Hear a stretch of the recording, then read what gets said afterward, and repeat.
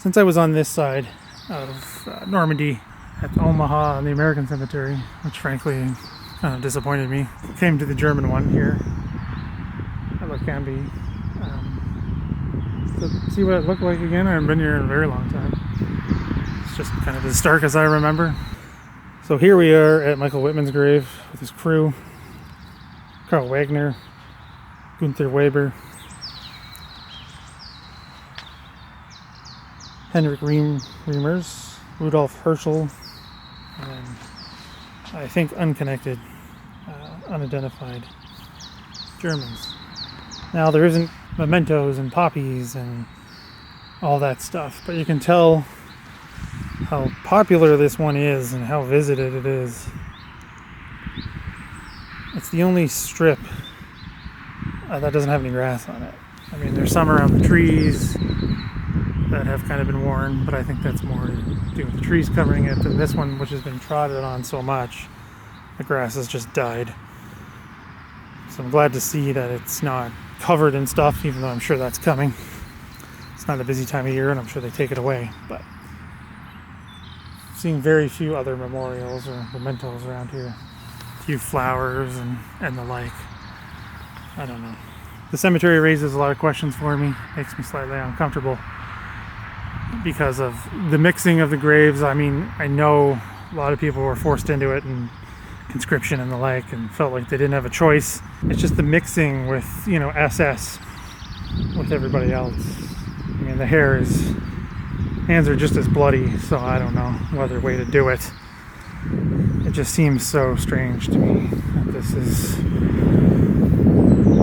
I don't know, the language used is, literally on one of the pillars saying that most of these didn't have a choice and they didn't agree with the fight, yet they were still fighting it. Could have thrown up their hands as soon as they came in contact with the enemy, but they didn't. I mean, yeah, some of them didn't have that opportunity, but I don't know, just a lot of questions, a lot of things, but I'm glad to see that Wittmann's grave isn't all covered in flowers and whatnot. I'm sure more of that will come. There's a few other here that I'll check out that have wreaths and flowers and stuff, and see what I can see and see what that means, if there's any identifiers on it. But definitely not as well kept as Commonwealth war graves or the American cemetery. I mean, the American cemetery is so well kept you can't even go near the graves. So I don't know what the point of that is. That's really weird, but I've just been there and come straight here, so I'm a little upset about that. But at least here you can wander and look and read some names and dates and see when they were born, because they include that on the German ones, which you don't see on any others. Just have dates of death usually. This one has their birth dates, if they're identifiable. Here's a question I hope somebody who's watching has an answer. Was the small headstones a choice because they include the rank, name, date of birth when they have it? I've seen a few without it. Date of death when they have it. But nothing about unit connection, not even branch or anything of that nature. I'm not really sure why. Like this one has the rank, name, death and birth date, but no regimental affiliation, no service affiliation, none of that. So just wondering why. So this one's been marked.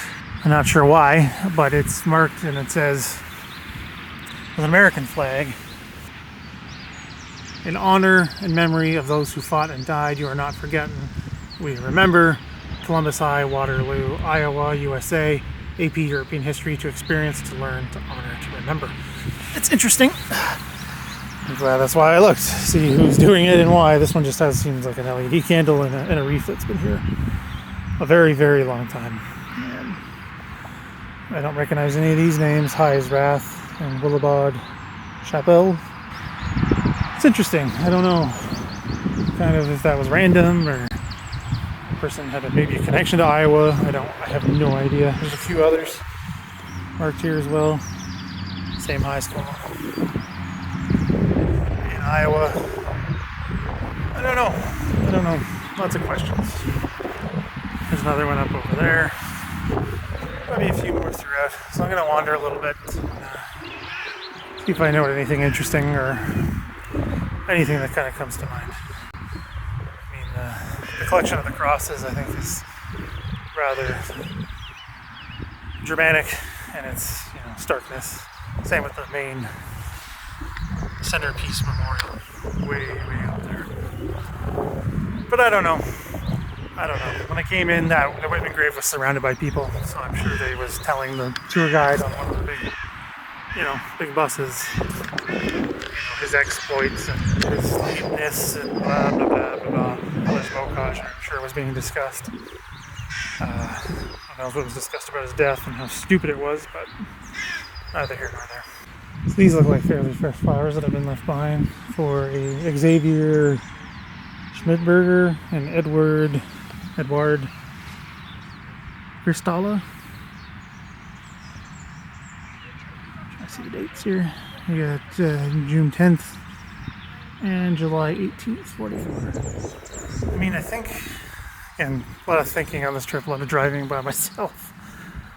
The thing I think that bothers me about here is the language used in like the information center and the pillars and information stuff. It's right. It's they didn't